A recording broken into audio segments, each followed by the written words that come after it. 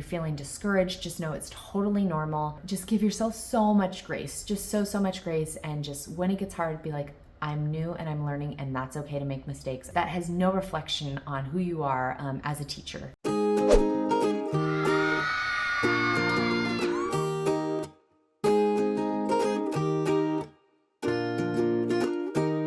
Hey there, I'm Katherine Barker, and in this video, we're going to be talking about what no one told me about being a new elementary teacher. They did not teach me this in college. Basically, I want to just share with you what no one told me, kind of the mistakes I made, and basically what I should have done instead. I want to share this with you so that way you don't make these same mistakes. Let me learn them for you and pass on the wisdom so that way you don't make these same mistakes that I made. Okay, so these are the 8 things that I found that no one really prepared me for as a new elementary teacher. The first thing is no one prepared me for just the craziness of the first day. Like if you feel like the first day of school is just so crazy and you're like, oh my gosh, is this gonna be like this every day? The answer is no. The first day of school is just always kind of chaotic. The kids don't really know what's going on. They're trying to figure everything out. The parents are trying to figure it out too. You're trying to figure it out. And it can be kind of just a little crazy. And it doesn't mean that, something wild's going to happen, but you're just going to leave feeling exhausted. Literally 10 years into the game, and I still feel this way. First day of school, I know it's going to just be cuckoo basically. I would tell you to have no plans afterward. I mean, just be ready to clean up, prep everything for the next day, and get your rear end out of school and go home and eat a bowl of ice cream and just watch Netflix for the rest of the night. Have no plans, just have downtime, relax afterward. And make sure that you have dinner planned, and if you can have it ready beforehand, that's even better. That way you don't have to go home and cook dinner after the first day of school. That's just way too much. And then honestly, if you can kind of make this plan, kind of make this your plan for the entire week, I really would recommend just having no plans, knowing you're gonna go home every day really tired, and having know that maybe you need to take takeout on some days for dinner, and that you just have a downtime. Okay, so the second mistake that no one really kind of told me or prepped me for that I guess I didn't think about was dress appropriately. For me, it wasn't that it wasn't inappropriate, it just wasn't great for the first day of school. I wore a dress on the first day with sandals, which is so silly of me. I look back, I'm like, why did I do that? So I had a kiddo, I'm teaching TK, right? So they're little guys, and I had I call them runners, right? They just ran out of the classroom. She was done. And so I'm chasing this kiddo. My teaching partner is back with the rest of the class. I'm chasing this kiddo down in my dress, in my sandals, across the playground. I still can see it in my head, and I remember thinking this was not smart to wear a dress. And it was oh, I want to look cute on the first day. No, you want to be comfortable and ready to rock and roll. So I just be ready for if you're gonna get spills on you, or if maybe you need to run across the playground to help a kid. Make sure you just dress so you're ready to be really active and moving, and you can still look cute doing that. But I would definitely just say don't wear a dress or sandals. The third thing I would say is no one really told me about behavior management systems, and to have those prepped and ready, set up to go before the first day of school. In the beginning, I was just so fixated on having a Pinterest ready classroom that I made the mistake of just solely focusing on I gotta make my room look beautiful and look like the parents come in and think oh, this teacher has it all together. That was the worst thing I could have done because I didn't have my behavior management system set up. I wasn't really planning for the first 2 weeks or anything. I was just focusing on just making a pretty classroom, and that was such a mistake. And so come the first week, I have no behavior management systems, and surprise, surprise, I have behavior issues and I don't know what to do with them. So after the first week, I was okay, this isn't working. I need to put some systems into place. Once I did that, it just got so much better.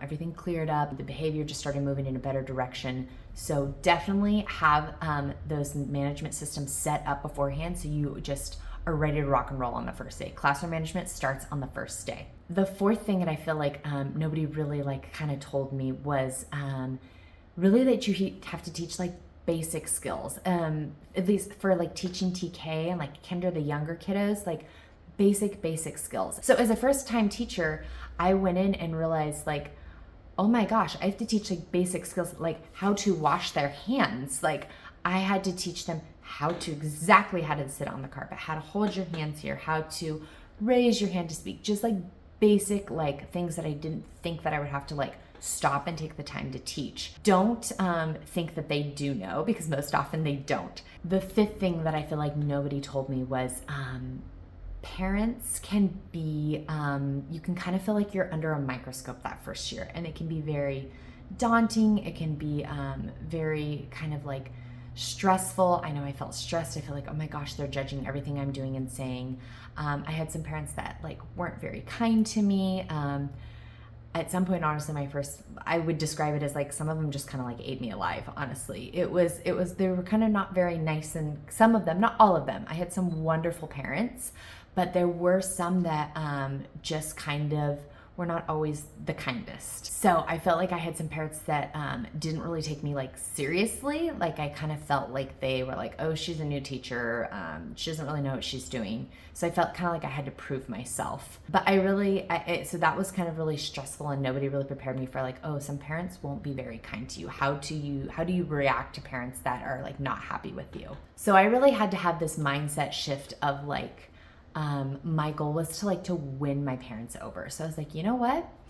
Maybe you are judging me and you don't like me, but you know what? I'm going to make you like me by the end of the year. And I'm going to make sure that your kid loves me as your teacher. And it worked for me. I remember I had every year after year, and it's not just, I realize, a new teacher thing. It's just every year you're just going to have one or two parents that just are kind of a struggle to get along with. And that's okay. It's really kind of trying to like see past that and really work with them, because by the end of the year, I usually almost always had those parents telling me thank you, that their child loved me as their teacher. And so sometimes you kind of have to get over those bumps and maybe those misunderstandings to really try your best, as best as you can, to have a good relationship with those kind of more difficult parents. And you can kind of really set off kind of like this good impression of like kind of winning them over and like partnering with them and teaming with them. And you can really do this by kind of really starting with your like back to school night, your meet the teacher night. And I actually have a video on how to have a successful meet the teacher night. And it includes some free printables. So be sure to check it out after this. And the sixth thing nobody told me was, you're not going to have really like a complete classroom that first year. Probably not even that second year, like maybe your third year. I thought like, oh, I would like have everything put together and put up.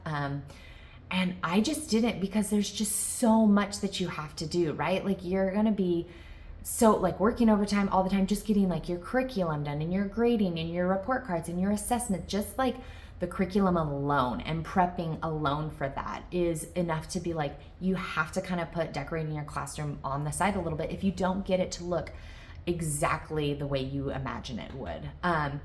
I really struggled because I had like my teaching partner had been there a few years before, and her classroom was so beautiful and put together. And I remember saying to her like, I want my classroom to look like yours. And she was just so lovely and was like, yeah, but it took me years to get it to look like this. It did not look like this my first year. And so that really put it into perspective of like, oh, wow. So my classroom isn't going to be that like Pinterest ready classroom like in the first year.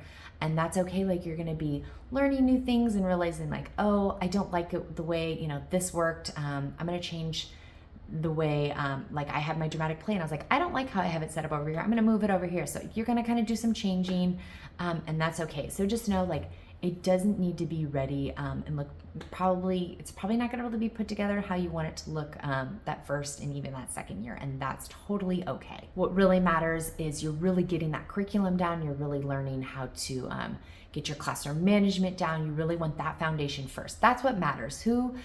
Honestly, if you can have like what sounds better, a great curriculum with a great teacher and great classroom management in a maybe not decorated room versus a beautiful Pinterest room and the class is chaotic and out of control and the teacher's stressed and they're not really learning anything. So obviously of the two scenarios, what's better? So that's what we kind of perspective we want to keep. And the seventh thing I felt like nobody really told me is that You're going to make mistakes. I know it's so hard to hear, as like I'm a perfectionist, and I didn't like that. You're gonna make a lot of mistakes, honestly, and it's gonna be really hard. And you may even question, like, am I even meant to be a teacher? This is too hard. I can't do this. This is too much. Like, the stress is gonna break me. And you honestly start to question like your own abilities. So it gets better, I promise, I promise. So hang in there. If you're feeling discouraged, just know it's totally normal. And you will learn so much of this, and you're gonna look back and go, oh my gosh, wow, like, yeah, it was hard, but like it is so much better now. And you kind of have to get through those fiery first years to really come out on the other side and really come out as a really like refined, well-rounded teacher. Just give yourself so much grace, just so much grace. And just when it gets hard, be like, I'm new and I'm learning, and that's okay to make mistakes. I'm gonna learn from these mistakes. This does not mean I'm a bad teacher. You can still be a good teacher and struggle with classroom management. You can still be a good teacher and struggle with teaching the curriculum. So that has no reflection on who you are as a teacher. Just know that it will get better. Okay, and the 8th thing that I wish that no one really told me is find yourself a mentor. So someone in your school, because remember, you're struggling, it's just a struggle those first few years. You don't want to do it alone.